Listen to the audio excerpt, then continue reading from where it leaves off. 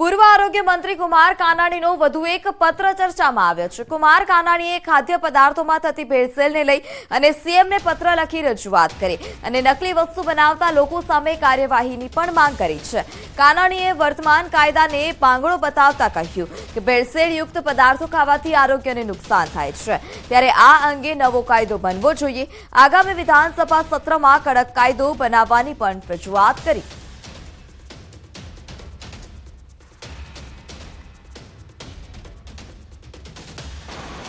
કે ખાદ્ય પદાર્થો અને સામગ્રીની અંદર ખૂબ જ મોટા પ્રમાણમાં ભેળસેળ થઈ રહી છે। આરોગ્ય વિભાગ ફૂડ ડ્રગ્સ દ્વારા સેમ્પલો લેવામાં પણ આવે છે, ઘણીવાર એ સેમ્પલો પણ ફેલ થાય છે।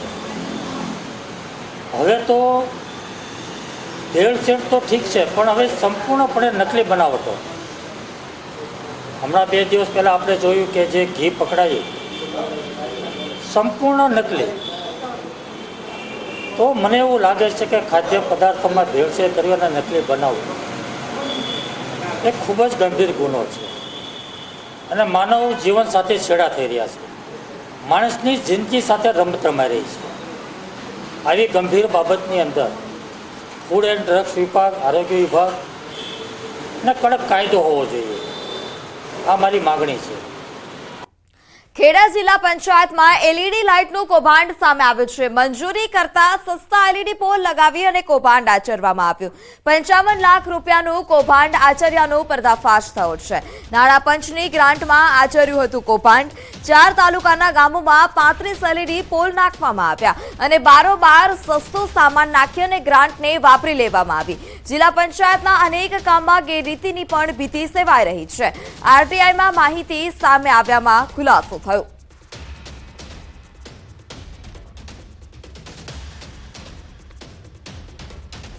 રખડતા પશુ સ્વીકારવાનો ઇનકાર, સહાય સ્થગિત। ગૌશાળાઓની સહાય સ્થગિત રાખવા કહેવામાં આવ્યું છે। બનાસકાંઠાના પાલનપુર તાલુકાની 4 ગૌશાળાઓની સહાય સ્થગિત કરાઈ। રખડતા પશુ સ્વીકારવાનો ઇનકાર કરતા નિર્ણય। અગાઉ તંત્રએ ગૌશાળાને પશુઓના સ્વીકારવાનું સૂચન કર્યું હતું અને જ્યાં સુધી પશુઓને સ્વીકાર નહીં કરવામાં આવે ત્યાં સુધી સહાય નહીં ચૂકવવામાં આવે। પાલનપુર પાલિકા ચીફ ઓફિસરની રજૂઆતને પગલે પશુપાલન વિભાગનો મહત્વનો નિર્ણય છે। સંવાદદાતા કિશોર તુબર ફોન લાઈનથી જોડાઈ ચૂક્યા છે। કિશોર, રખડતા પશુ જ્યાં સુધી સ્વીકારવામાં નહીં આવે ત્યાં સુધી સહાય પણ સ્થગિત રાખવામાં આવે છે, આ નિર્ણય કરવામાં આવ્યો છે, શું વધારે માહિતી?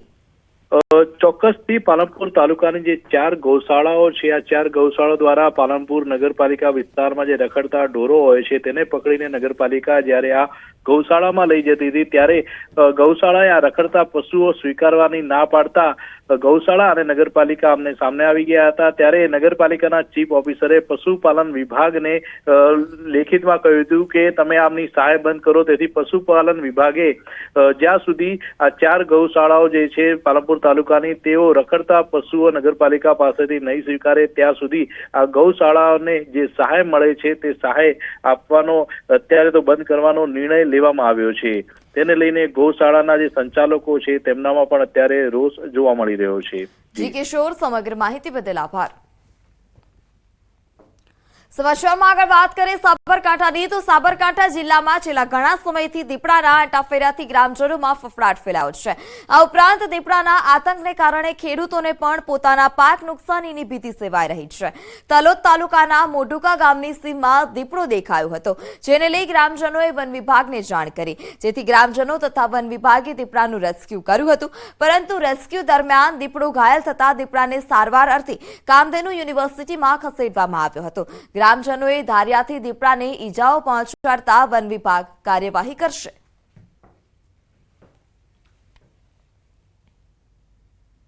પાછળ ગામના લોકો થઈ ગયા હતા અને દીપડાની પાછળ ફરીને એક જગ્યાએ દીપડાને નીચે પાડીને ઉપર નેટ નાખીને એને પકડી રાખ્યો હતો। ફોરેસ્ટવાળા આવીને દીપડાનું રેસ્ક્યુ કરવામાં આવેલ છે। 10:30 વાગે દીપડાને રેસ્ક્યુ કરવામાં આવ્યો। ત્યારબાદ તેને નેટ દ્વારા રેસ્ક્યુ કરાતા ટ્રાન્ક્યુલાઇઝ કરવાની જરૂરિયાત જણાતા ગાંધીનગરની ગીર ફાઉન્ડેશનની ટીમ દ્વારા તેને ટ્રાન્ક્યુલાઇઝ કરી અને બાદમાં અહીં કામધેનુ યુનિવર્સિટી ખાતે ખસેડવામાં આવ્યો છે અને વધુ સારવાર એને આપવાની જરૂર જણાતા તેને અત્યારે વધુ સારવારની પ્રક્રિયા ચાલી રહી છે. રાજ્યમાં આદમખોર દીપડાનો આતંક વધ્યો છે. એક જ દિવસમાં 4 શહેરમાં દીપડાએ ડેરો નાખ્યો. છેલ્લા કેટલાય દિવસોથી રાજ્યના કેટલાય વિસ્તારોમાં દીપડાની હાજરી જોવા મળી રહી છે. પોરબંદર, બનાસકાંઠા, રાજકોટ અને સાબરકાંઠા સહિતના વિસ્તારોમાં ખૂંખાર દીપડાથી ગામ લોકો અને ખેડૂતોમાં ફફડાટ ફેલાયો. પોરબંદરના ઇન્દિરાનગર વિસ્તારમાં દીપડાના આટાફેરા જોવા મળ્યા. દીપડો ગલુડિયાનો શિકાર કરતો સીસીટીવીમાં કેદ થયો. આ તરફ બનાસકાંઠાના થુર ગામમાં દીપડાની દહેશત છવાઈ. ગામની સીમમાં દીપડો દેખાતા સ્થાનિકોમાં ભયનો માહોલ છે. સ્થાનિકોએ વિડીયો વાયરલ કરી દીપડાને તાત્કાલિક પાંજરે પૂરવા માંગ કરી. તો રાજકોટના વાગુદળમાં આવેલા મિયાવાકી પ્લાન્ટેશન પાસે દીપડો દેખાયો હતો. દીપડાના આતંક વચ્ચે નવસારીમાં વન વિભાગે કર્યું બુદ્ધિનું પ્રદર્શન. જાણે વન વિભાગને દીપડો પકડવો જ ન હોય તે રીતે દીપડાને પૂરવા મુકાયેલું પાંજરું ખુલ્લું રાખવાની બદલે બંધ રાખ્યું. નવસારીના ચીખલી તાલુકાના રાનવેરીકલ્લી ગામે લોકો દીપડાની દહેશતથી ફફડી રહ્યા છે. લોકો ઈચ્છી રહ્યા છે કે દીપડો ઝડપથી પાંજરે પુરાઈ જાય અને કામ ધંધે લાગે પોતે. પણ વન વિભાગ જાણે પોતાની મસ્તીમાં મસ્ત છે. તે તો દીપડાને પાંજરે પૂરવાના મૂડમાં જ નથી. નવસારીના ચીખલી તાલુકાના રાનવેરીકલ્લા ગામ નજીક બંધ પાંજરા જોવા મળ્યા. ગ્રામજનોના જણાવ્યા અનુસાર 10 દિવસથી પાંજરાનો દરવાજો બંધ છે. દીપડાને પકડવા માટે મારણ પણ મૂક્યું નથી. વન વિભાગના અધિકારીઓએ પાંજરું મૂકી માત્ર ખાનાપૂર્તિ કરી હોય તેવું જોવા મળી રહ્યું છે. એટલે પાંજરું હાલ તો શોભાના ગાંઠિયા સમાન બન્યું છે. આદમખોર દીપડાએ ગીર છોડી અને રાજકોટ શહેરમાં ધામા નાખતા દહેશત ફેલાઈ. આદમખોર દીપડાનો આતંક હવે શહેર વધી રહ્યો છે. જંગલ છોડી દીપડાઓ રહેણાંક વિસ્તારમાં પહોંચી જતા લોકો થર ધ્રુજી રહ્યા છે. હવે તો દીપડાઓ સૌરાષ્ટ્રના સીમાડાઓ સુધી પહોંચી ગયા. સૌરાષ્ટ્રની રાજધાની કહેવાતા રાજકોટ શહેરમાં દીપડાએ ધામા નાખતા રાજકોટના લોકોમાં દહેશત ફેલાઈ ગઈ. રાજકોટની ભાગોળે મનપાના મિયાવાકી પ્લાન્ટેશન પાસે જ દીપડાએ દેખા દેતા વાગુદળના ગ્રામજનોમાં ફફડાટ ફેલાયો છે. વાગુદળમાં 4 દિવસથી દીપડાએ ધામા નાખ્યા છે. આ અંગે વન વિભાગને જાણ કરાતા વન વિભાગના સ્ટાફ દ્વારા દીપડાનું લોકેશન મેળવવાના પ્રયત્નો કર્યા. સાથે જ વન વિભાગે જ્યાં સુધી દીપડો ન પકડાય ત્યાં સુધી ગામના લોકોને સતર્ક રહેવા અપીલ કરી. હાલ ગામમાં ફોરેસ્ટ વિભાગ દ્વારા પેટ્રોલિંગ પણ શરૂ કરી દેવામાં આવ્યું છે. અમરેલી જિલ્લામાં કોંગ્રેસનું શક્તિ પ્રદર્શન જોવા મળ્યું. જિલ્લા કોંગ્રેસ કાર્યાલય ખાતે સ્નેહ સંવાદ સંમેલનનું આયોજન કરાયું હતું. પ્રતાપ દુધાત જિલ્લા કોંગ્રેસના પ્રમુખ પદનો તાજ ગ્રહણ કરશે. મોટી સંખ્યામાં કોંગ્રેસ નેતાઓ હાજર રહ્યા હતા. સિદ્ધાર્થ પટેલ, અમરીશ ડેર, ગાયત્રીબા વાઘેલા અને જેની ઠુમ્મર સહિતના નેતાઓ ઉપસ્થિત રહ્યા હતા. વિધાનસભાની ચૂંટણીમાં હાર બાદ મૂર્છિત હાલતમાં રહેલી કોંગ્રેસમાં ફરી પ્રાણ ફૂંકાવવાનો પ્રયાસ છે. વકીલ મંડળોની ચૂંટણીમાં વજુભાઈ વાળા ચર્ચામાં છે. ટીમની અંદર છુપાયેલા ગદ્દરને શોધી લો. સૌથી વધુ બુદ્ધિ અને જ્ઞાન ધરાવનાર આપ લોકો છો. ભાજપ હોય ત્યાં જીત નક્કી જ હોય તેવું નિવેદન વજુભાઈ વાળાએ આપ્યું છે. વજુભાઈ વાળા પણ વ્યવસાય વકીલ છે. રાજકોટમાં વિજય વિશ્વાસ સંમેલનમાં વજુભાઈ વાળાની ટકોર હતી. ભાજપ આગેવાનની ટકોરને લઈ અને વકીલોમાં રાજકીય ચર્ચા પણ જોવા મળી. વજુભાઈ વાળાએ સમરસ પેનલના વકીલોને સંબોધતા કહ્યું હતું કે સમરસ પેનલની સામેની પેનલ એક્ટિવ પેનલમાં પણ ભાજપના અનેક આગેવાનો સક્રિય છે.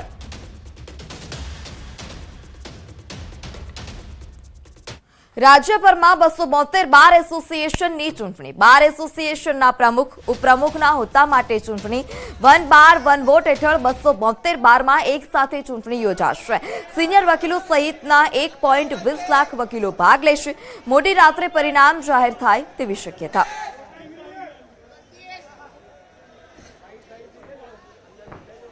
કોઈ એક દિવસ નક્કી કર્યો હોય અને એ જ દિવસે આખા ગુજરાતમાં આ ચૂંટણીનું આયોજન થાય અને લગભગ બધા જ બાર એસોસિએશનમાં મતદારો અને જે ઉમેદવારો હોય એ બધા જ કાયદા સાથે સંકળાયેલા લોકો છે. એટલે કાયદાની મર્યાદામાં રહી અને એકબીજા સાથે ખૂબ સહાનુભૂતિપૂર્વક અને મિત્રતાપૂર્વક ચૂંટણીમાં ભાગ લેતા હોય છે. અને સમાચારમાં હવે વાત દાનના ડખાની.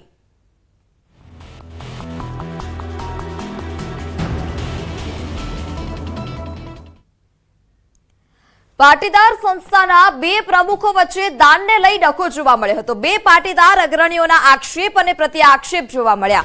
નામ લીધા વગર બંને આગેવાનોના સૂચક નિવેદનો.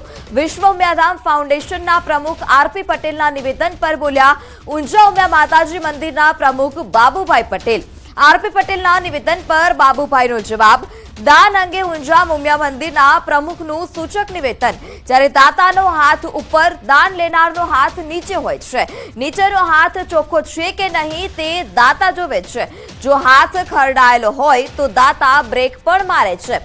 દાતાને ખબર હોય છે કે મારા પૈસા ક્યાં જશે.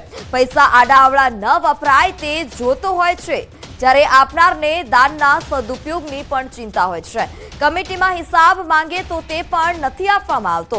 અગાઉ વિશ્વ ઉમિયા ફાઉન્ડેશનના પ્રમુખ આરપી પટેલે દાન અંગે ટકોર કરી હતી અને તેમણે કહ્યું હતું કે મોટા ભાગના લોકો દાન લખાવી અને યોગ્ય સમયે દાન નથી આપતા, પરંતુ અમુક લોકો રાજકીય મહત્વાકાંક્ષા ધરાવતા દાનની જાહેરાત કરે છે, પરંતુ દાન આપવા સમયે તેઓ પીછેહટ કરે છે. અનેક પ્રોજેક્ટમાં જેને કારણે વિલંબ પણ થયો છે. તો આવા લોકોએ દાન આપવા પાછળનો હેતુ લોકોએ સ્પષ્ટ રાખવો જોઈએ અને સમયસર દાન કરવું જોઈએ.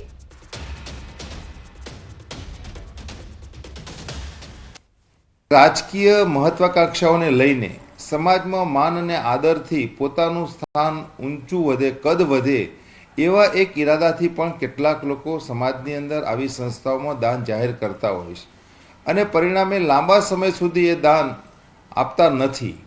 કારણ એમને એમનો રાજકીય હેતુ સિદ્ધ ન થાય ત્યાં સુધીનું વેઇટિંગ ચાલતું હોય છે અને એવા સંજોગોની અંદર એમના દાનને લઈને જે કોઈ સંસ્થાઓ પોતાનો પ્રોજેક્ટ કરતી હોય ત્યારે ચોક્કસ એની અંદર તકલીફ અનુભવતી હોય છે. કે દાતા હંમેશા દાન દેતો હોય છે ને ત્યારે એનો હાથ ઉપર હોય છે અને દાન લેનારનો હાથ નીચે હોય છે. નીચેનો હાથ ચોખ્ખો છે કે નહીં એ દાતા હંમેશા જોતા હોય છે. જો હાથ ખરડેલો હોય તો દાતા એમથી બ્રેક મારે દાનમાં, કારણ કે એને ખબર છે કે મારા પૈસા એ ગેરવેજ બી ના વપરાય, આડાવરા પૈસા ના વપરાય. દાન દેનાર પણ દાન દેશે એનો સદુપયોગ થાય એની એ ચિંતા કરતા હોય.